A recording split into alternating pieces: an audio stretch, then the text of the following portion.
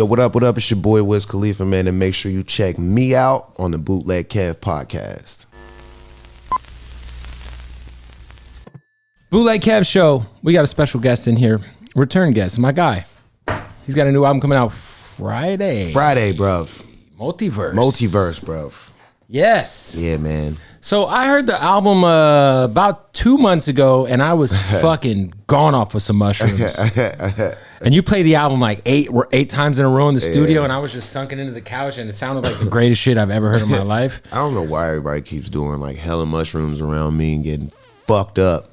Yeah, so it's fun though. Yeah, look, what I heard was amazing. Thank you. Obviously, I changed it a lot from there. I've heard that. I've heard there's some new stuff because I feel like Memory Lane. I don't know if I heard Memory Lane. No, that song wasn't recorded at that time.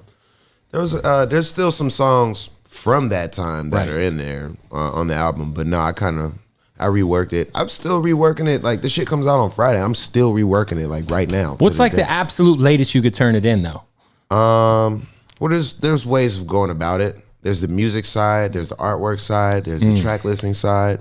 So there's just things that you can still, get and work in your favor. So let's say there's samples that just got cleared last week. You know what I mean? So Thursday 7 p.m. comes and you decide track 2 feels like a track 12. I could do that. You could do that. Yeah, yep. Okay. It's possible, that happens. Anything's possible. Yeah, yep.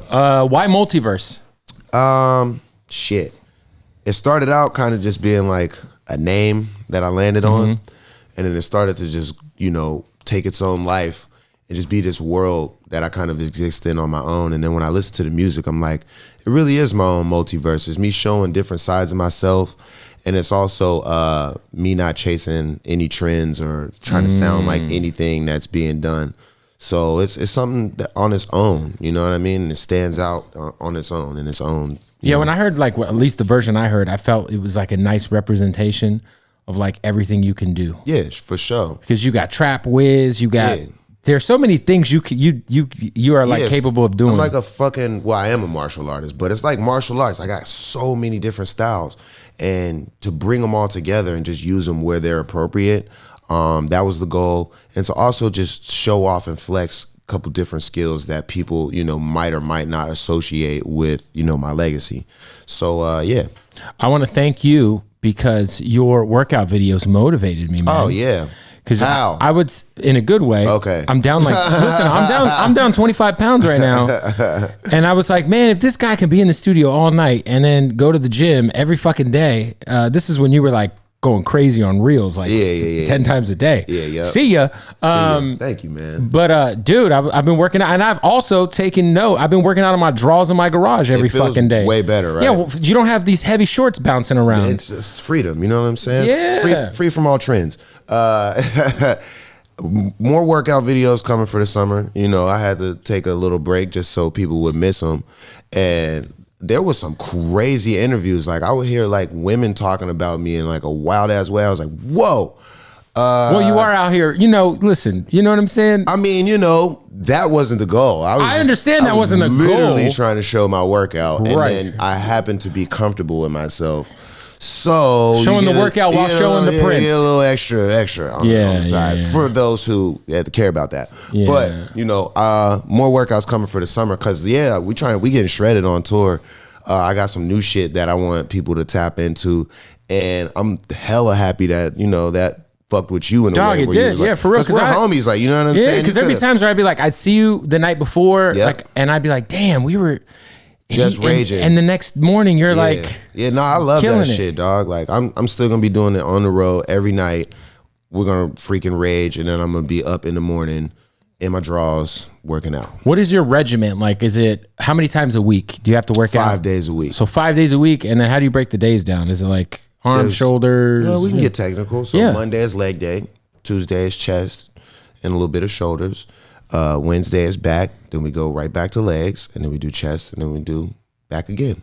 And the biceps and triceps just fall in there because well, we do like multiple blocks, so it's like we might do a little bit of pushing like real heavy shit, and then we might do some functional shit, and then throw a little bit of biceps in there for some pump and some tries, some kickbacks, some fucking skull crushers. Like there's all different types of shit to do that aren't like your normal heavy lifting, but they still get the job done. So we just mix all of that stuff in there. Do you ever see old videos and old pictures of yourself when you were like skinny ass Wiz? You got one of the craziest metabolisms of all time, clearly. But like, and you just like, God damn, bro.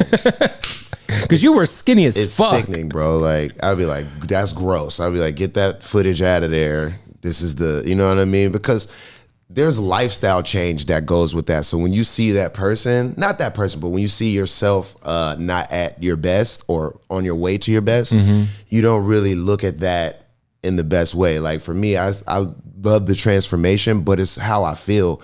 And it's mentally a transformation as well. Like I can't live without the gym.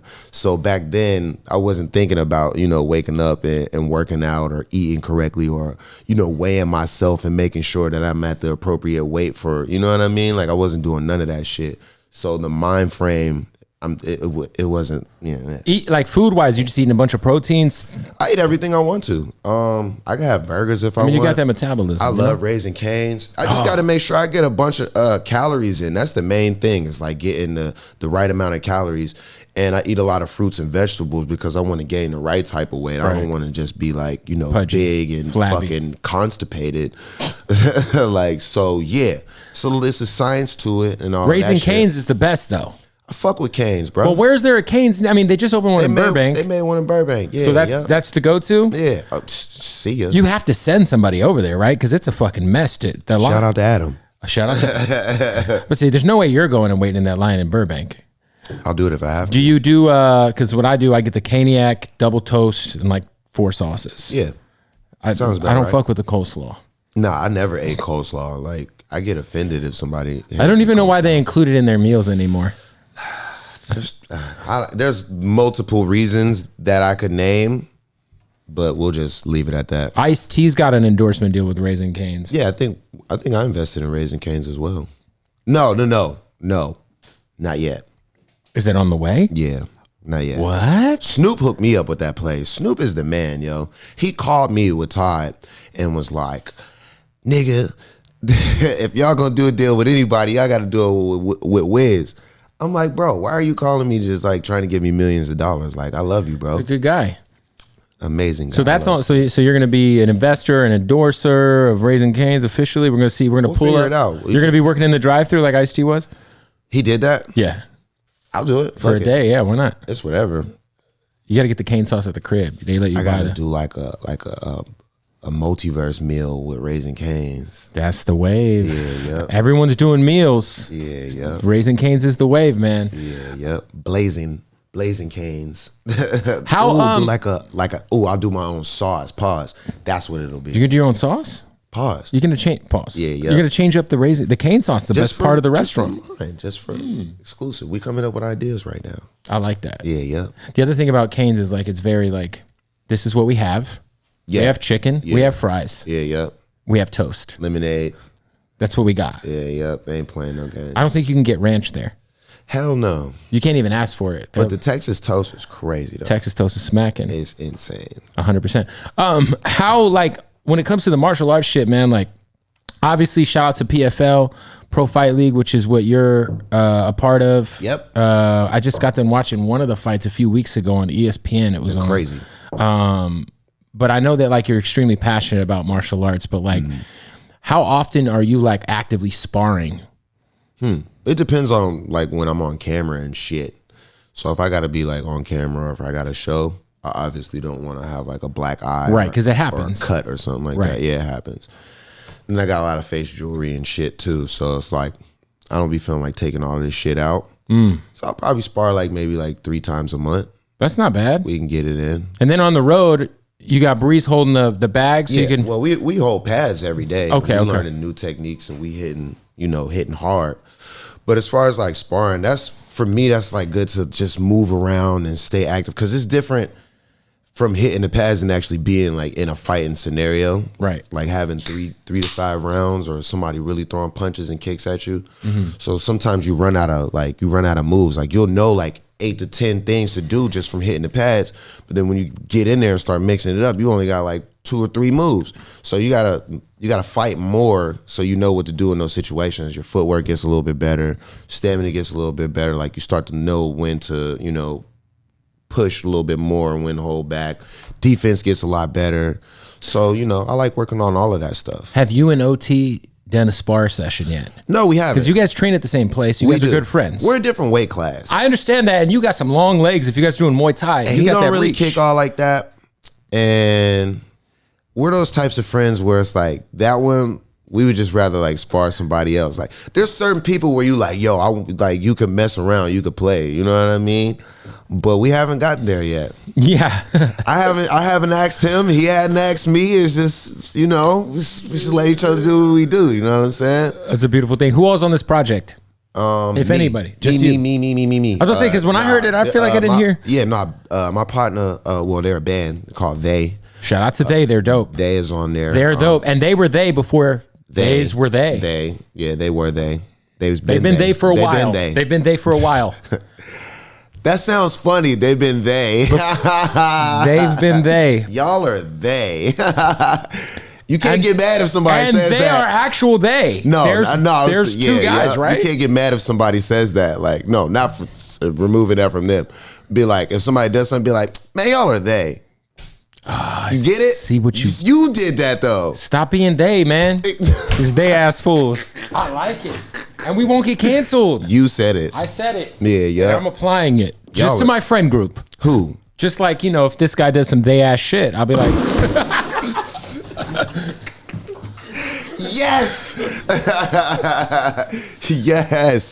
Yes. We did that. So They's on the project. Yeah, They is on there. Not Demi Lovato, the group They. See, I don't know any Days. No, I do know a They. But yeah, the band is on. They've been fired for a very long time. Yeah, I've been fucking with their music for a long ass time, like since it was like underground, low key. You know what I mean? For sure. But we work with Hitmaker all together. We all be writing records and shit like that. So sometimes a verse can end up here, a hook can end up there, an idea. You know what I'm saying? Like things get mixed and mashed. But we were really all like locked in on this album and trying to create a sound.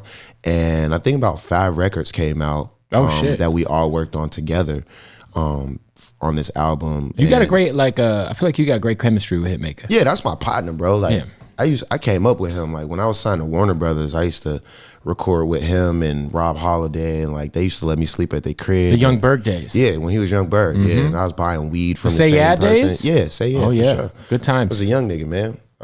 Like early Twitter days, you know what I mean? I would hit them up anytime I came to LA. Like that was my partner. And he was wild back then, like in the club doing hella shit. I don't know if he explains it. I'll let him explain what he used to do, but I wasn't into all of that crap. He told me like last month on the show, he's like he had 8 chicks at one time, and they're like peak slum life. He was like, yeah, I had 8 chicks at once. I was like, like in the bed or like in the bed. Oh, that sounds about right. Yeah. I mean, I'm cool with that. Yeah, but just there's a lot of other stuff going on that I wasn't. You know. What's your over under there? Is it 8 or is it more? What, women? Is it under? Yeah, once. For me, personally, I don't give all that information. Doesn't that out. feel like a little excessive? Like what, all those women? If I had 8 chicks at once, I'd be stressed out. I feel like it wouldn't be as fun as it sounds. Well, there's certain girls in certain countries who feel like, you know, men deserve that. You know, so it's normal for some people, and then for some people, it's just like, what the hell? Like, I just mean in terms of like the practicality of like, what are we doing? Like, you know, it's just so much going on. There's some creative individuals out there, bro. So They's on the project, and then you. And then me mostly, but I want to like shout out my producers and my band. Kenny, he did a real great job of bringing the music together. We sat down and made a lot of original stuff that when people hear it, it's like the real DNA of the album that's going to give it the texture, that's going to make it like really difficult to copy, and then it's going to change how people, you know, put together their albums and really want to, you know, just view their music. So I was really happy to be able to get with Kenny, CJ, Mike, and then other members of my band to just like create something from scratch, dog, that nobody's really doing. TM is on the album as well. Girl Talk is on the album, which is a real big deal for me because him being from Pittsburgh, that just provided a sound that like is so nostalgic, but you know, next level, because he's always been ahead of the curve. Like just being a producer and a DJ and just having a grip on like, you know, sonically what people, you know, is going to fuck them up. So it was good to be able to tap in with the hometown. And you guys just did the Crit, Currency. We did. Smoke Dizza. And that album's amazing. It's a great album. It's amazing. Sonically, it sounds so good. It's such a like, it just reminded me of like when I, like the blog era. Yeah, it's really, really good. It's like, really good shit. And they play that shit in like Nobu and Catch and stuff like that. So it's good to see what type of crowds gravitate towards those sounds. And you know, when you're making a project, for me, I intentionally try to grab certain ears or, you know, bring people along with me. It's like, hey, you might be in the trap, but let's go to Nobu, brother. You know what I'm saying? Enjoy yourself. Hey, we got to stop the interview real quick to tell you about our partners, our family at Odd Socks. Go to oddsocksofficial.com right now. And the promo code Bootleg Kev, it'll get you 20% off the flyest socks in the world. Fucking SpongeBob. Fucking Cheez-Its, a little bit of Pepsi. How about some underwear? Do we like underwear? ET boxers. Let's go ahead and just open up a pair of these boys so you can see how fly the draws are, ladies and gentlemen, because they are fly. By the way, they just gave me my own pair of Odd Socks.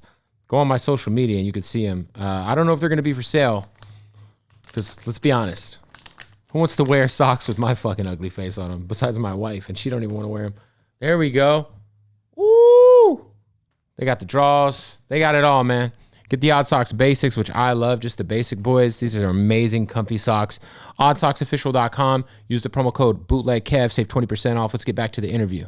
I put together a best mixtapes of all time list last year, and I had Cushion Orange Juice's #1 ever. Thank you.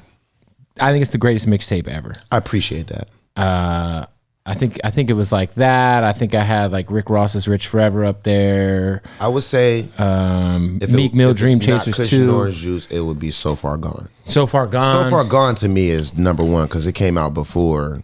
But the thing about So Far Gone is like not too far after So Far Gone, a lot of it ended up on like a version you can go buy at Best Buy. I feel like Cushion Orange Juice was like a true mixtape because we barely just got it on DSPs like, I don't know, fucking last year it felt like. Okay. But well, I'll let you handle that.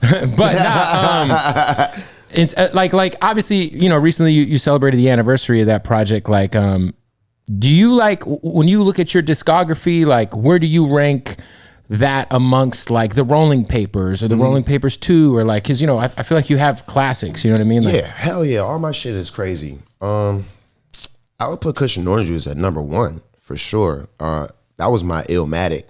Like that was my, you know, if you want to listen to Wiz, like #1, the first project for a lot of people is Cushion Orange Juice. You know what I'm saying? Like I had 10 mixtapes. Yeah, you had like Star Power before. You had a lot of stuff. I love Star Power. Tons of I stuff love Prince that. of the City too. Like you know what I'm saying? Like I love Flight School. Flight School was hard as fuck. You know which one had Tap My Whole Body on it? Ink My Whole Body. I think that was Flight School. Yeah. And Burn After Rolling was crazy. You know, Taylor Alderdice was nuts. Cabin Fever was crazy. Yo, both Cabin Fevers. Don't play with me. Stay with me. But you know, if you want to like be like, yo, all right, I'm gonna start with one Wiz project because that's what a lot of people are gonna start doing at a certain point. Well, even probably now because I'm 10 years in the game. They're like, where the fuck do I start? Cushion Orange Juice for sure. Is there an effort to try to get the Taylor Alderdices and the Cabin Fevers and all that on DSPs? Because now that we got Cushion Orange Juice, because I feel like I mean they're doing this slowly. That's more like for the fans, and I love how the fans want it on DSPs. But music was made so different back then. I still have the Dat Piff app on my phone just to listen to shit. People hate that shit. I was just having a conversation with somebody. Well, they don't hate it. I'm sorry. Oh, my bad. Dat Piff, KP, I love y'all. Shout out to KP. But somebody was talking about the functioning of it, the fact that they can't play it and do certain things. Right. Whatever. You know, that's nerd shit, and that's the type of shit that I talk to people and listen to them about. I give feedback on what they like and what they don't like. So regardless of if I want it on DSPs or not, the fans, the people, everybody, they really, really want that shit and they love that shit. But what I was saying is music was made differently back then. We were just grabbing songs or samples or not whatever. Worried about it. Just hell yeah, throw that shit out there. There's a Z-Share file, download it. Go on tour, fucking make $1 billion, and you know, they started to get pissed. They were like, fuck, like these dudes are making money off of like, you know, whatever. So they changed up how you can digest that shit and really put it out there. So that's why it took a little bit of amount of time for my records to clear. Yo, your freshman cover is one of the most legendary freshman covers ever. Thank you. Can you give us like a story about that day, that shoot? Like, what was like one of your fondest memories of shooting that? My fondest memory was probably we all went to the studio the night before.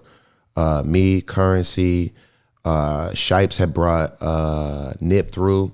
French was there. Big Sean was there. Yeah, we all just went to the studio that night, and that was the first time I ever had halal food. You ever had halal? Yeah, of course. And the first time I had it was in New York too. Yeah. So like Shipes was like, y'all gotta fucking have halal. So we all came to the studio and we smoked and ate halal.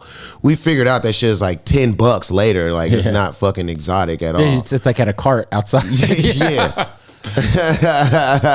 But it was bomb. It was like a cool little some New York shit. Yeah. And like we wrote 3 or 4 songs like all together. Me, Currency, Nip, Big Sean, and French. Like we all sat in the studio and just wrote some songs together. Where are these records? Shit, some ended up on Currency's mixtape at the time. Some ended up on Nip's mixtape at the time.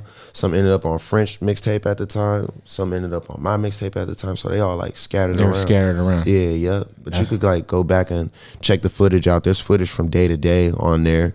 And yeah, it was cool. I think like the whole photo shoot was more of a blur because it was so many niggas in there and they was trying to interview us and they was trying to, you know, it was a lot of, you know, when you got young energy, like I knew what I was doing, but a lot of other people were like, you know what I'm saying? So it was pretty standoffish like at the shoot.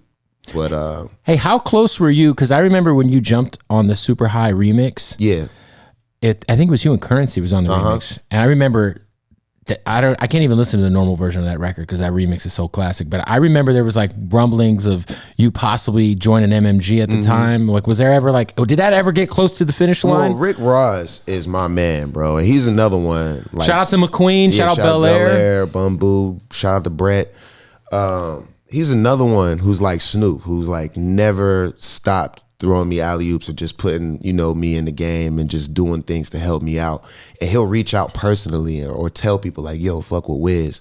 And he's so cool, man. Like, I love that dude. So the story of how that went down is I think I did the Mixtape Monday on MTV. You remember that shit? I remember that shit. On MTV yeah. Jams. Yep. Yeah, like that was a big deal. So I did Cushion Orange Juice and I was like, I gotta be on fucking Mixtape Monday. And they were like, you could do it, but we're not sending nobody to film you. I was like, fuck y'all, I got my own film crew. Right. So I filmed my own shit. Like I filmed my own intro. I filmed my interviews. I filmed like my little video parts in the studio and shit like that. And they aired it and he seen that shit. He was like, this nigga is hard. So he called me personally. He hit me up through Spiff. Spiff was shout out Spiff. Spiff TV. Yeah, Spiff TV. And Sam Sneak. DJ Sam Sneak. He hit me up through them, called me personally, was like, yo, I fuck with you heavy. Fly down to Atlanta, come to my crib, let's just chill, record some songs or whatever. I'm like, hell yeah, nigga, you're Rick Ross. Right, like, this is like peak MMG, shit's going crazy. Like, this is after Big Meech and all that. Like, I'm like, oh, hell yeah. So I went down there. He had a pile of weed. He's like, yo, roll up. He took me sneaker shopping. He took me to go get some food. He took me to go get some tattoos. We recorded the verses separately. Like I did my verse in Pittsburgh and Spitta did his verse in New Orleans because that's where he was like, yo, I got to tap in with both of y'all. Like y'all smoking, y'all doing this. So we did our verses and then we flew down there and we shot the video like that day. Spitta left, but I stayed another day and just chilled. And then by the time I got home, he called me again and was like, yo, I want to sign you, this, that, and the other thing. And I'm like, bruv, I just started my own label. Right, Taylor Gang just started. I was like, a lot of people don't know, like I got out of a deal at Warner, but these niggas is trying to double back and sign me again, and I'm about to get a hell of a lot more money. So after you left Warner the first time, they try to bring you back? Well, the same people were at Atlantic at the time. Well, I know, like, yeah, I mean... so it was the same motherfuckers. Okay. So the same team who was at Warner ended up over at Atlantic, and that's like, how you ended up at Atlantic. That's not how I ended up there, but they ended up having to deal with me again because I had an A&R who was crazy about me, and he brought me to Atlantic, and they were like, bro, we just had that kid when he was over there. And he was like, nah, but he's like, he's that dude, blah, blah, blah. He's going to do this. And they were like, So you mean to tell us we got to sign the same motherfucker twice and give him more money the second time? So yeah, I took the money and I had to tell Rick Ross, like, we're keeping it on the low, because like I didn't want to tell people I was signing another deal. Like, you know what I mean? Like, it just wasn't my thing. I didn't want people to take away from the fact that I was doing all of that shit myself. Making my own YouTubes, going on tour, doing all my own merch. I didn't want nobody stepping in and taking no credit or any of that. So they didn't come into the picture by people until like Black and Yellow and shit.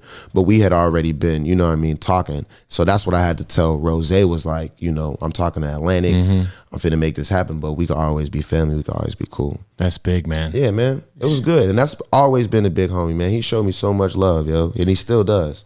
Talk about Taylor Gang. Obviously, I think back to when you guys had the double XL cover, right? And I just think that, like, in terms of you just being like a CEO, I don't feel like sometimes you get the credit you deserve, man. Because I feel like we always look at Wiz as like this fun guy, but your business acumen is so crazy, and your leadership is just like a guy running a label. If we think about Ty, Juicy J, we can go on and on and on. Shout out to Chevy, shout out to Fred the God.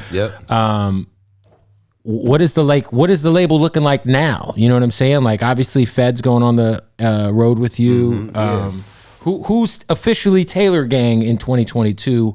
Obviously, there's people who are going to be Taylor Gang forever. But in terms of just like who's on the label, the thing that we did, which was real smart, is we started a management company as well. So we manage a lot of artists that aren't necessarily signed. Exactly.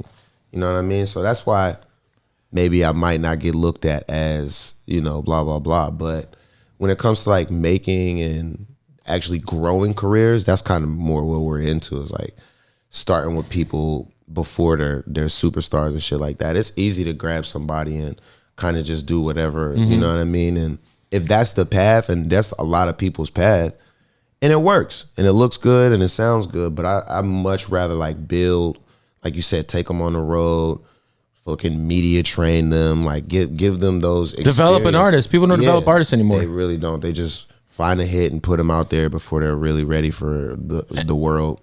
And what we do is we give people opportunities to, you know, grow their own business. So you can get your own publishing. You can do all of these things on your own. You have a choice whether you want to, you know what I'm saying, be with us. So yeah, that's just how that is. And I see it better for business that way, because that way, if like things don't really go the way that they're supposed to, we're not signed for a fucking 5 right album, you can go your separate way, and it's no hard feelings, and you can take everything that you learn, you know what I'm saying, go apply it to the rest of your career. Go apply that. Be great. That's beautiful. How obviously you and Logic hitting the road all summer. You know, you are a guy who consistently runs the summer when it comes to these tours. Yeah, it's been fucking 3 years now. It's since the last one? Yeah, 2019 was the last time I went on tour. Well, but before that, I feel like it was like every summer. Yeah, every summer. It was like a thing. Obviously, the pandemic fucks a lot of shit up. Yeah. That's always been our thing, man. Hitting these amphitheaters. We're real solid with Live Nation, and you know, we just put on a great show. We bring a lot of people. The lineup is always good, and it's just a vibe. I remember the first time I saw you was at either Rock the Bells or Pay Dues. One of them. Oh yeah, that was way back in the day. Way back, and you were just walking through the crowd too. But the first time I saw you, like, I feel like your first like huge tour was probably the Rolling Papers tour with you and Big Sean. In terms of like you doing like those big venues, I remember seeing you at the Joint in Vegas. Yeah. What are like things that like, because I feel like your live show now is it's just so like flawless, like you know. But like when it comes to doing a new tour, are there new things you try to add into the? Yeah. I'm always trying to be as creative and you know, shocking as possible, but I stay in my lane too. And I'm also like very money conscious. Like I'm not one of those artists who needs crazy ass production. Like, yo, we need fucking fireworks, and I'm not that guy. You know what I'm saying? I'm trying to make money. Right. You know what I'm saying? So I'm actually like in those meetings when they're sitting down and they're going over how much the shit cost and how much, you know, how much the production of the show will cost. How long it's going to take to get there. You know, what venues we're going to be able to set all of this shit up at, and some venues if you're going to have half of the production.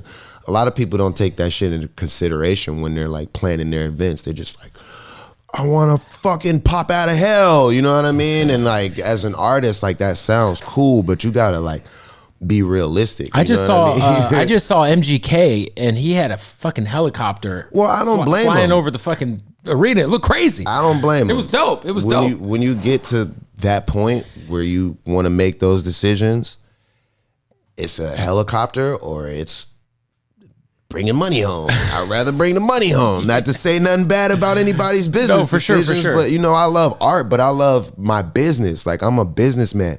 I got into this shit to do business, dog. Like, you feel me?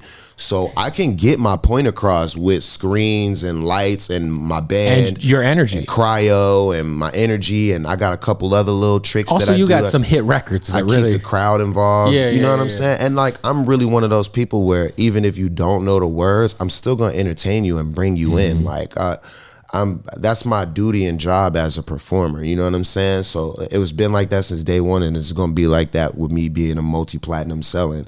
I'm still gonna invite you into the record. So, you know, shout out to all of the crazy ass production, but I know how much that shit costs, and I don't want it. You're the first guy who I ever heard Uzi with. Yep. Also 21 Savage. Oh, cool. That's crazy. Yeah. But like, I remember you were like practicing for one of your DJ sets, playing like some 21 Savage shit. And it was the first time I heard Slaughter Gang. Yeah. But I feel like you have a crazy ear, and you've always had an ear in terms of like tapping in with artists early, outside of the guys you're managing or who's on Taylor Gang. Yeah. Who are you a fan of right now that's of the younger, you know, wave? I haven't been able to listen to nobody. Like, not that I don't enjoy it. I've just been in the studio so much. You've been like, working. Yeah, and like if I listen to that shit, I'm definitely gonna make a song that sounds like it. Like, because I like that crowd, I like the energy, I like entertaining that, I like talking shit.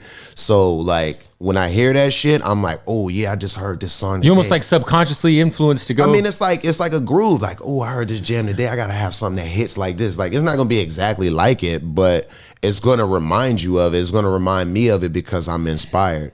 So I haven't really had a chance to like dive in and like build a list of songs where it's like, if I walk in the club, I need to hear this, or if I get in a car, if I'm about to go to whatever right. I haven't even built that yet. You know what I mean? You're not really like, you're not doing as many DJ gigs, because I mean, I just been in the studio. I've been trying to like, you know what I mean, like really get this sound together and like. What was your DJ name? DJ Daddy Cat. Daddy Cat, yeah, Daddy Cat, yeah. But if you give me some time, you already know my shit gonna be crazy.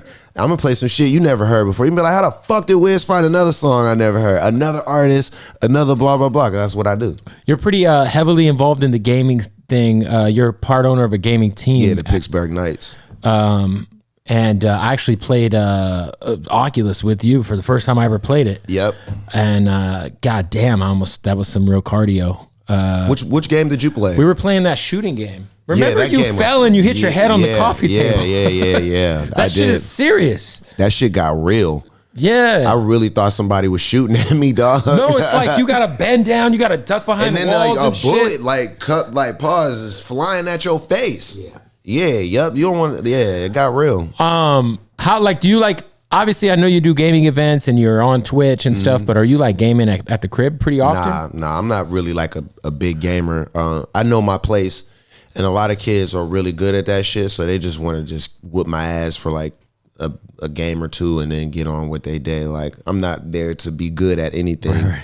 I'm just there to like support, make somebody's day. You know what I mean? I don't plan on getting too many wins at anything. Did you see T Grizzly recently said he's making $200,000 a month off of Twitch? I believe it.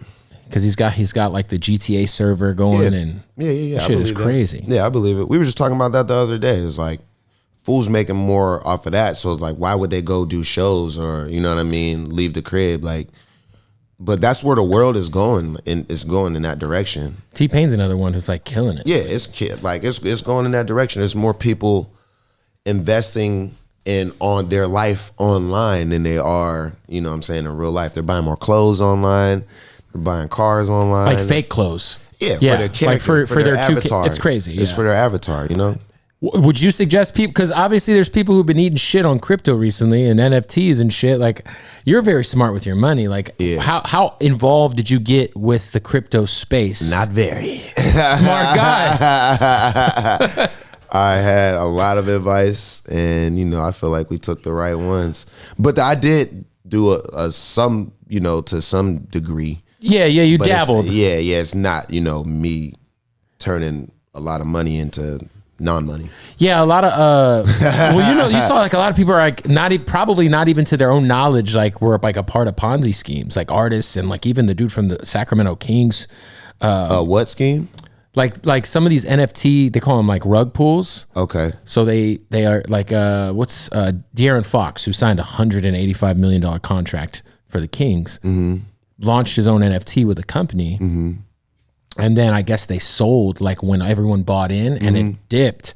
So they're like, they're like it's not looking great. Yeah. You know what I'm saying? So that dude's in Panama somewhere chilling. well, also like you signed $185 million contract with the Kings, bro. Yeah, like, nah, you can't do that shit.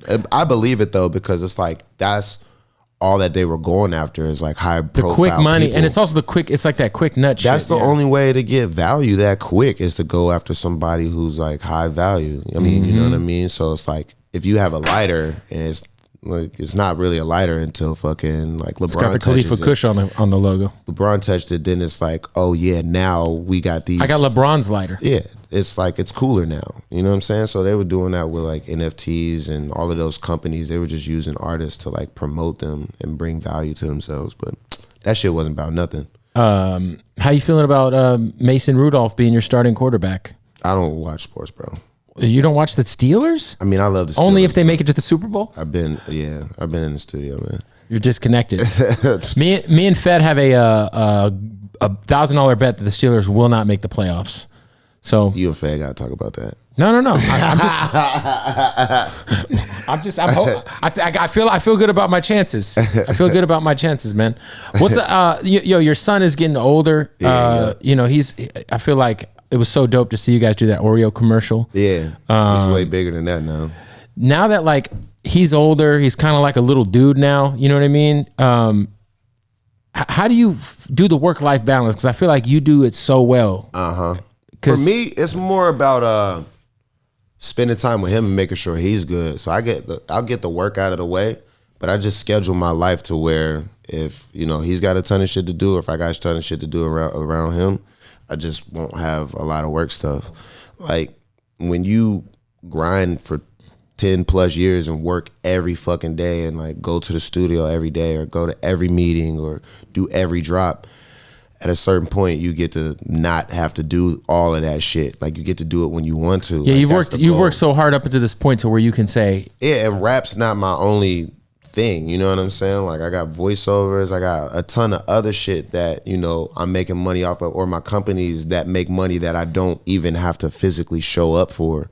So if I have companies that I don't have to physically show up for, like, that are bringing me millions of dollars, with death, I can spend a ton of time with my son. You know what I'm saying? Passive but I worked income for that. Yeah, I afforded myself that, and I made sure that, you know, I made that comfortability for myself. A lot of people don't think about that shit. They just think money, money, money, show, blah, blah, blah. All right, well, how much money you gonna make if you don't go? You know what I'm saying? And if it's none, you're not really a boss, or you're not really as paid as you think you are. Like, you got to get up and you got to go. I'm gonna chill here with my son. I'm good. I think the pandemic, unfortunately, a lot of people realized I'm not as rich as I thought I was, because that wasn't it. The live show shit stopped. Bro, people were getting like fucking fake money. What do you mean? Like, no, I mean in terms of Lambos. Like niggas, no, scamming is like an all-time high. I mean artists. Oh, artists? No, artists know that they're broke because they have people who tell them they're broke. They just keep spending money. Yeah, they just be like, no, I got a show for $100K next week, so I'm good. No, brother, you just spent $70K. Right. You're not good. Yeah. But they don't give a fuck, and they don't care about balancing that out because it takes too much time, effort, and energy. Have you ever seen an artist fucking off their money that you were cool with, like a younger guy, and you pull him to the side and be like, hey. Every last one of them. And yes, I talk to him. I pull him to the side. Yeah, yep. And do they listen ever? No. Hell no. Yeah, the pandemic was crazy. Everyone I knew was like rich all of a sudden. Yeah, fake money. I was like, everyone's got fucking designer and fake ass money. It's crazy. And now some of them are in prison, or they're or pending. See ya. What up? We got to interrupt the interview real quick to tell you about our people at Blue Chew. Don't forget to go to BlueChew.com. Use the promo code Bootleg right now and get your first month free. All you got to do is pay $5 in shipping. It's the, man, fellas, the game changer. That's all I'm going to say. You pop the Blue Chew and your dick is on 1,000,000. Man, I'm not saying it makes it bigger, but it feels bigger. I'm just saying. I'm not saying, but I'm saying. Look, same active ingredient as Cialis and Viagra, minus the awkward visits to the doctor's office. All right, it's all over the phone. It's so easy. They ship it right to your door in discreet packaging. I don't know if you're going through erectile dysfunction because you're stressed out at work. Maybe you just need a little extra hump with wifey. Whatever it is. Maybe you just want to take a Blue Chew and beat your dick like it stole something just to feel like, damn, that shit's hard, bruh. You know what I'm saying? Go to BlueChew.com. Use the promo code Bootleg right now, and you will save all money. It's free. Yeah, you'll get a whole month for free. BlueChew.com, promo code Bootleg for a whole month for free, delivered to your door discreetly. No doctor's appointments, no awkward visits. Same Viagra, Cialis ingredients.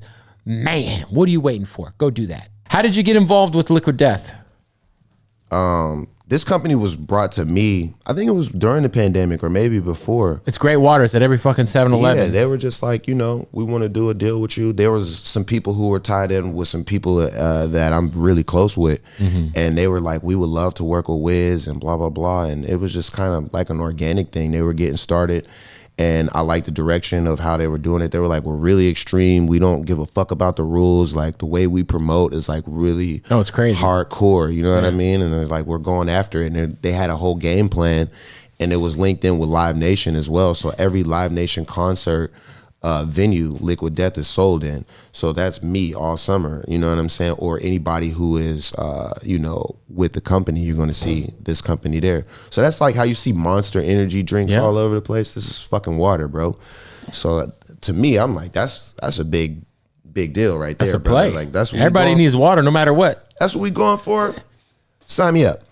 Talk about the Mr. Cap mushroom play that you just announced. Obviously, I feel like psilocybin is the future. Yeah. It's definitely, I don't know how legal it is in Canada. It might be all the way legal. But in terms of just like the legality of psilocybin in the United States, I feel like it's coming eventually. Yeah. It's like how weed was. There's like lobbyists fighting for it. And there's places where it's legal, and then there's places where they're just like... Like right now, it's like Colorado, I think. Portland, yeah. Portland as well. But it's not legal enough to fucking sell psilocybin, so... We not doing that in the U.S. And like you see a lot of shrooms, you see a lot of like bar chocolates and pills and shit like that. Like that shit's not technically, it's not, you know what I'm saying? Not legal or not? I didn't say it, but it's definitely not legal. Yeah, but a lot of people are, they're mixing it and they're figuring out ways to do it without the psilocybin. So like there's mushrooms that are like kind of herbal. You can grow them now. Like they're making your own at-home grow kits. So when it does, you know what I mean? People are already going to be, and they're doing this overseas, and there's places that, and that's why we're getting tapped in with Mr. Cash, because there's places that I'm going to be able to like go full on with it. And then there's going to be places where it's like a little bit. What's the U.S. version of Mr. Cap's going to be? You'll see. Okay. But that's what I'm telling you. There's going to be a difference to save my ass. So if I go to Amsterdam, I might get some shit. There you go. Yeah. There you go. Now we talking. Have you ever had a terrible trip? No, I wouldn't say terrible, but it's been pretty intense. Like mushrooms to me is like a roller coaster. Like you go up, you get like really fucking scared, and then like you drop, and then it's like intense, and then you cruise for a little bit, and then it gets fucking intense again. Like whatever, if it might be a loop, a turn, or whatever it is. That's like, how I literally got through Rolling Loud just by eating shrooms the whole time. Yeah, but how much did you eat though? Probably, let's see. Throughout the week, we went through like 2 or 3 eighths. No, 3 eighths. It's a lot. Yeah, we ate a lot. It was me and this guy right in here. In a week? Yeah. Dude, trust me, everything was realistic. The whole motherfucking Miami trip was... See, I don't need that much shrooms. I was at Booby Trap. Shrooming? Shroomy Trap. The Shroomy Trap. That sounds crazy. It was a good time, man. It was a good time. All right, so Multiverse comes out Friday. Obviously, Badass Bitches is going up. I love that. I love the Iced Out Necklace was one of those records that you played when I was there, and at the time it sounded like the greatest song I ever heard. It was the Shrooms. It was. I was like, this shit is great. I love Iced Out Necklace. Shout out to Sledger. He produced that one. That was one of the records that kicked off the Multiverse. That was the first one, right? Yeah. I wrote the video, and like we just kind of, that was like just setting up, kind of getting the vision back ready, and I just felt like that one has so much energy. That's gonna be a timeless song that people just get rowdy to forever and ever. Like, it doesn't matter what happens today. I know by next year, like, people are gonna be fucking going crazy to that shit. I wanted to ask you, did you and Gillie the Kid ever chop it up after he was, you guys got into your... No, we didn't. You never did? No. You're very adamant about keeping positivity around you at all times, I feel like. I've noticed that about you, like... Yeah. Like, if somebody's on some weirdo, like, I'm not saying he is. Shout out to Gillie. I'm a fan of the podcast. But I mean, in terms of, like, I've seen, like, you be on shows with other artists, and they're just, like, not allowed in the dressing room because the energy they're on. Yeah. You know what I mean? Because I like to help people, I'm a very positive person. So if I can help you, I will. And did you learn that from Snoop, you feel like?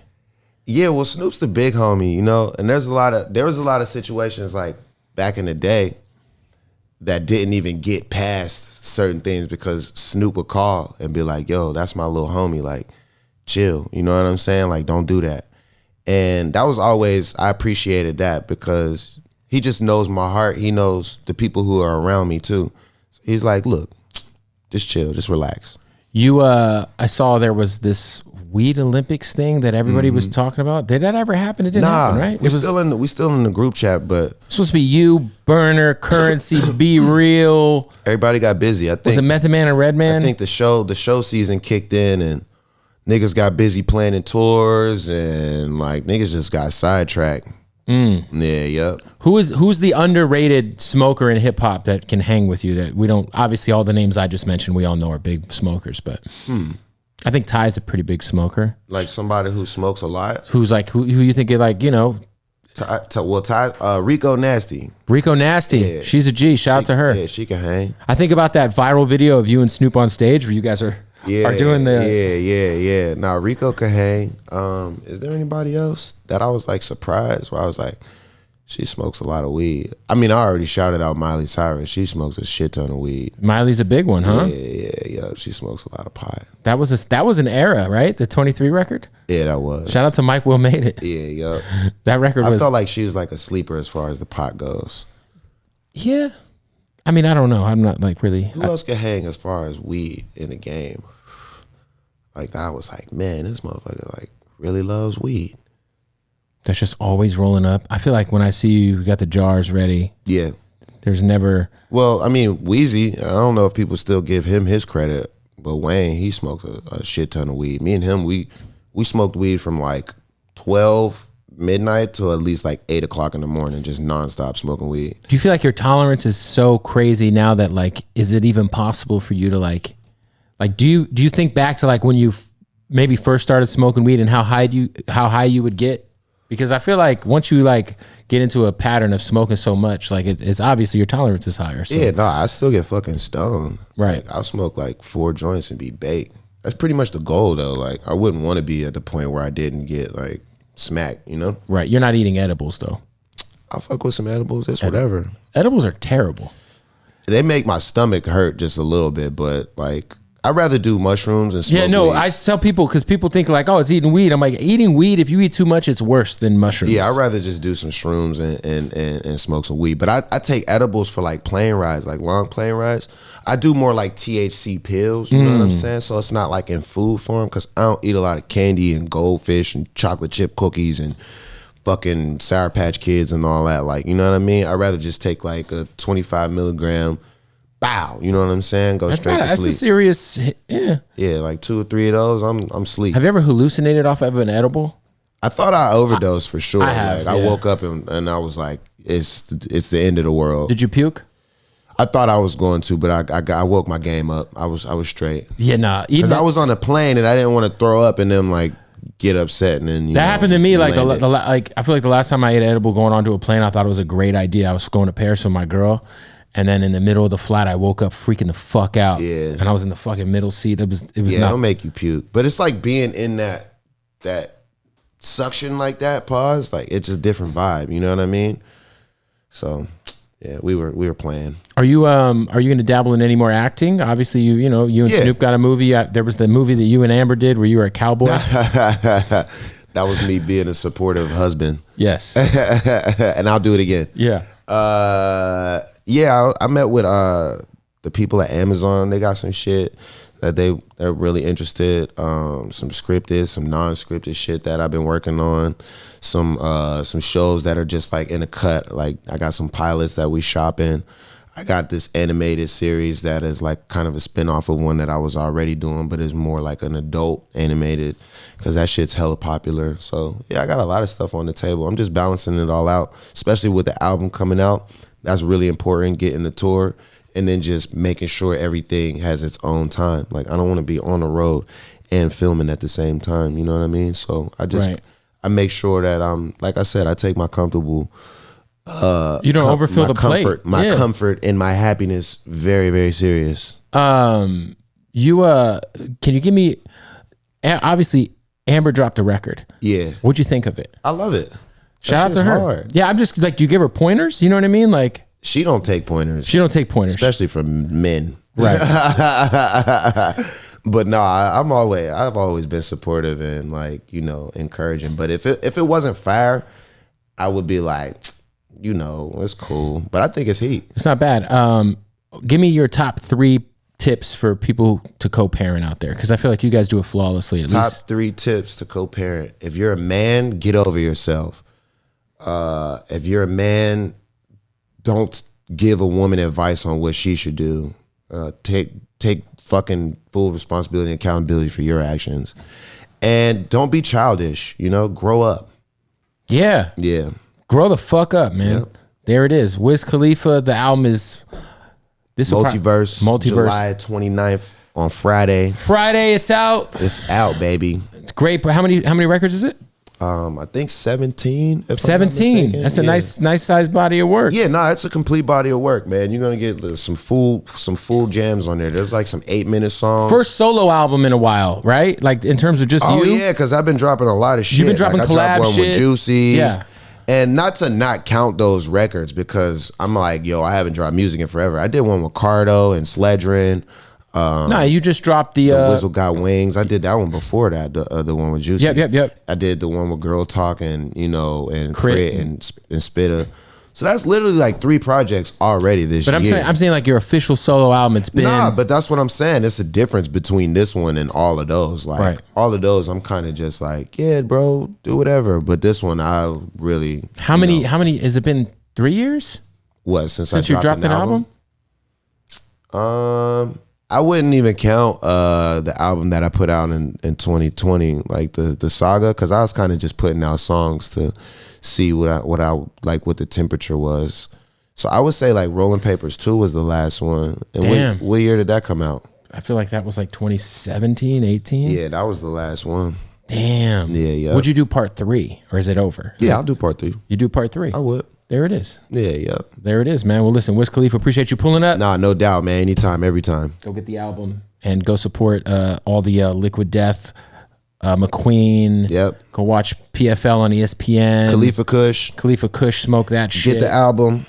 July 19th. We're missing it. Friday. Smoke Khalifa Kush to the album. Oh, you missing? We're missing another business. I'm forgetting. Oh, the tour. You said PFL. The tour, PFL. So much. Oh, the video game shit. The Nights. The Pittsburgh Nights. Pack Bowls. You could order that on Uber Eats. Uber and shit Eats. like that. If you see Pack Bowls by Wiz Khalifa. Did you curate the menu? It's one of my, I've tasted all of them. Pause. And the fried peanut butter and jelly is crazy. Fried peanut butter and jelly. Nigga. Do you order your own Uber Eats? Sure. That's the right answer. There it is. Wiz Khalifa.